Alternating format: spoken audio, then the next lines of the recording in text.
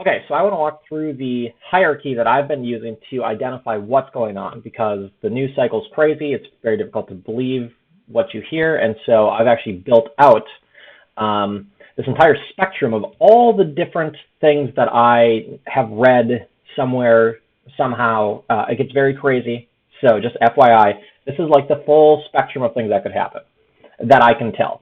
And so I just want to walk us through that really quick here. So first we have partisan politics. It's just Democrats versus Republicans, business as usual, and this election year will be the same as every other election. You know, people are maybe a little uptight or tense, but it's no big deal. Things will move on. And I actually think that quite a few people believe this.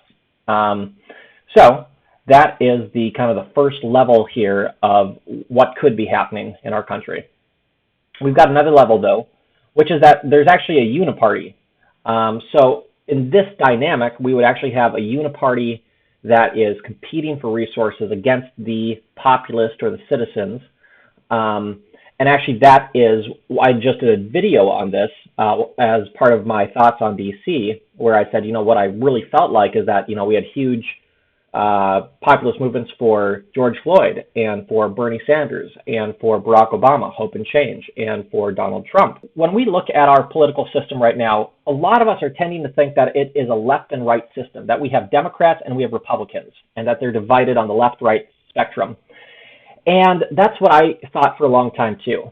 And then more recently, what I've been realizing is, no, actually there's a second dimension to our political spectrum, and it's establishment versus populace. So it's the people versus the government. That would be another way to interpret what's going on. But I think there's some more ways to think about this too. So the next one would be, we're headed into a revolution, or we're actually experiencing a revolution. So there's a lot of information out there if you know how to look. Anyway, you'll want to use DuckDuckGo, not Google, or Quant, or some kind of alternative search engine. Don't use a mainstream one. But if you look, especially at purple color revolution, what you'll find is that we are most likely undergoing a Eastern European style revolution called a color revolution. Someone who's been watching all of this is Darren Beattie. He's a former speechwriter for President Trump. He works now with Revolver News, the website. He says this is part of a familiar plan. In a recent piece, Revolver argued that Democratic operatives, including some who testified during the impeachment proceedings, are adopting the same tactics that U.S. intel agencies use to start so-called color revolutions in places like Ukraine. What's unfolding before our eyes is a very specific type of coup called the color revolution. It's a regime change model favored by many in our national security apparatus, particularly against Eastern European countries, to overthrow, target regimes that they don't like. One model, which is not the color revolution model, is purely sending a bunch of troops into a country and removing by military force a leader you don't like. That's like the Iraq model. Right. The color revolution model is a little bit more delicate and subtle. It has several characteristics, but the chief characteristics of it is a combination of an engineered contested elections scenario combined with massive mobilized protests, which they call, as a term of art, peaceful protests and acts of civil disobedience. I'd like to talk about one of the key figures in this operation. This is a man by the name of Norm Eisen. He is the author of, in fact, a color revolution playbook, literally called the Playbook. And one of the items he calls for in his playbook to overthrow regimes overseas he doesn't like is engineering election fraud scenarios, using election fraud to engineer mass protests to question the legitimacy of the target leader. Norm Eisen has a long and checkered history going all the way back to his days at Crew, which is a lawfare arm. He's been behind over 180 lawsuits against Trump. He authored 10 articles of impeachment before the president's phone call was even made. He was special counsel to the Democrats for the impeachment process.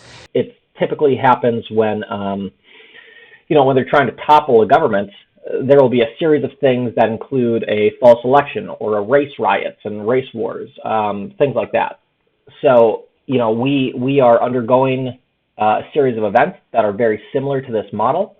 When Hillary Clinton and Bill Clinton came out to give their concession speeches, they were wearing purple. When the Clintons entered the ballroom to give her concession speech, the press immediately noticed the color and asked what it represented. And purple, what they had said on TV, or what they had reported, was that, oh, well, it's really to show healing between right and left, red and blue.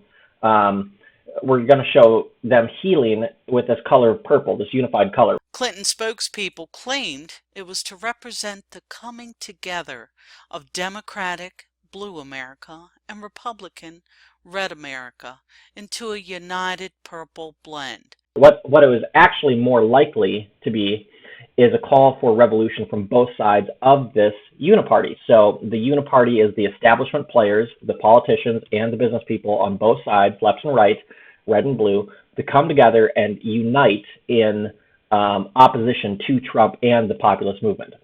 The statement was a complete lie. The Clintons were in fact helping to launch Soros's Purple Revolution in America.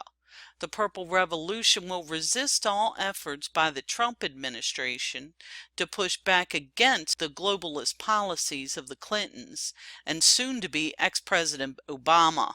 The Purple Revolution will also seek to make the Trump administration a short one through Soros-style street protest and political disruption.